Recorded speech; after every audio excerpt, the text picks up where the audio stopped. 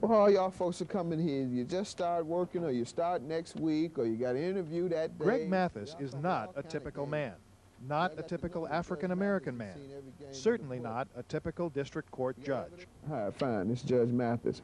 I was calling to see, did you know your son was coming down here to court today?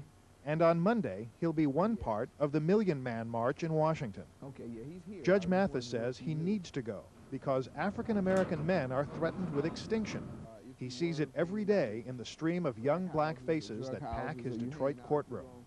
I also know that the U.S. population is made up 70% of African-American men, the prison population, whereas we only make up 6% of the general population. So certainly there's a need for African-American men to come together to address this problem of genocide and self-destruction.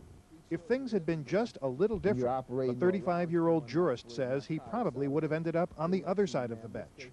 Judge Mathis grew up in one of Detroit's toughest neighborhoods, close to the drugs and crime that captured many of his friends.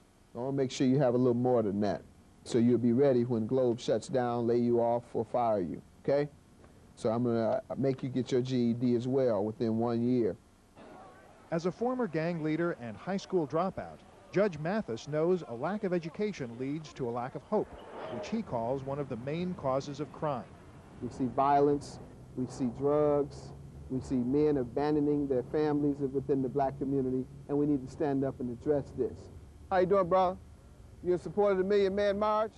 Okay. If you can't make it, we'd like for you to observe those things that we're trying not to do. We regard this as a holy day for African-American people.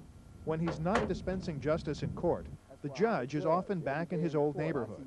This week, he was out promoting the Million Man March. Judge Mathis acknowledges there may be concerns about march organizer Louis Farrakhan, but he says the ideas are what's important, not the people behind the march. My poor little children. And even if only half the hoped-for numbers show up on Monday, it will surpass Dr. Martin Luther King's historic march on Washington. I have a dream today.